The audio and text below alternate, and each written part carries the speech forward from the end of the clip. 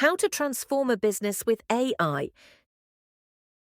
Two experts provide their thoughts on key considerations business leaders must have in mind when using AI to drive business transformation projects.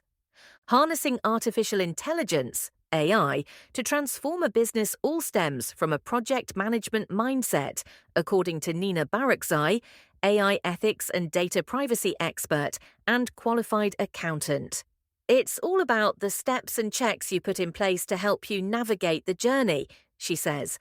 As a finance person, I like to ask, where's the value? Which problem am I trying to solve? How am I going to allocate money to this and be able to gauge that it was spent wisely? Barakzai, who is speaking at ICAEW's annual conference next month on driving AI adoption with integrity, says, you have to put those value judgments in place. And accountants are quite rigorous when they do that, particularly when they are responsible for highlighting triple constraints of scope, time, and cost. At the outset, forming a clear business case is critical, says Peter Beard ACA, director of GenFinance.AI, and a partner in the creation of ICAEW's GenAI accelerator. When you're adopting generative AI, you first need to think about your end goal, he notes. Generally, you've got three choices. Do you want to make something faster, better, or cheaper? It's not always feasible to get the Holy Trinity, but applying one or two of those criteria will help you clarify your approach. Beard, who will be sharing real-world examples of AI early adopters at the annual conference, explains that when looking at how to identify the use case, team skills in a typical finance function are growing at a linear rate, while AI's capabilities are growing exponentially.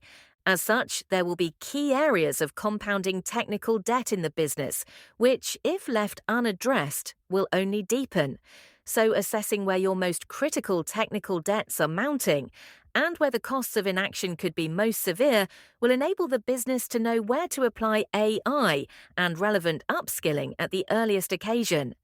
When it comes to pinning down the right tool for the job, Beard says that the solution will typically come from one of the big 6 foundation models: ChatGPT, Perplexity, Claude.ai, Grok, Microsoft Copilot, or Google's Gemini.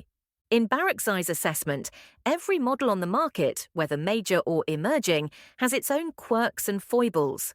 So adopters must be discerning, she says. The main questions you should ask are, has the model got the right data set to address your problem? And looking at how it's being trained, does it have the right ingest? She warns that if the tool doesn't have the type of data suited to your questions, you will not get consistent, robust, resilient, and relevant answers. It's just going to surface the most popular responses. There is also the challenge of the money and effort required for a company to keep its IT systems up to date and capable of meeting business needs. Before and during the onboarding process, senior managers must ensure that they are bringing employees with them on the journey. In tandem, they must be open about the aims of the AI adoption path with external stakeholders, for example, customers, suppliers, and investors. On the first point, Barakzai says, coming from a compliance and regulatory background, it's clear to me that understanding what's going on and explaining it effectively are essential. She notes the key questions that employees will want answers to. What's the tool going to do? How will it help me personally? And how will it help us as an organization? In some ways, the journey is more important than the destination, and people tend to learn by doing. So get staff involved with using the tools collaboratively and help them see that everyone's getting there together. Barakzai stresses that a collaborative approach will also support external messaging. In particular, it could provide a foundation for some business relationships to reboot and move forward from a whole new set of principles. AI provides opportunities for customization, she says.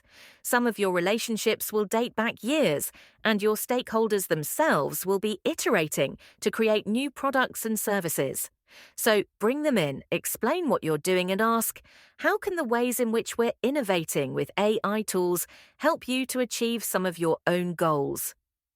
With investors, Beard says, it is important to be as transparent as possible to secure backing for AI projects. It's about expressing how fundamentally and systemically AI changes the game, he says. Thanks to its sheer versatility, the scale and scope of this wave of transformation is unlike anything we've seen before. Inevitably, AI tools will throw up occasional curveballs or surprising results that stem from unknowns around their functionality. Beard explains that many AI models now come with a reason mode, enabling users to see not just an answer, but how the tool arrived at it. In terms of guaranteeing ethical hygiene around your chosen solution, Barakzai urges users to consider implementation and use in the context of 5 widely accepted responsible AI principles.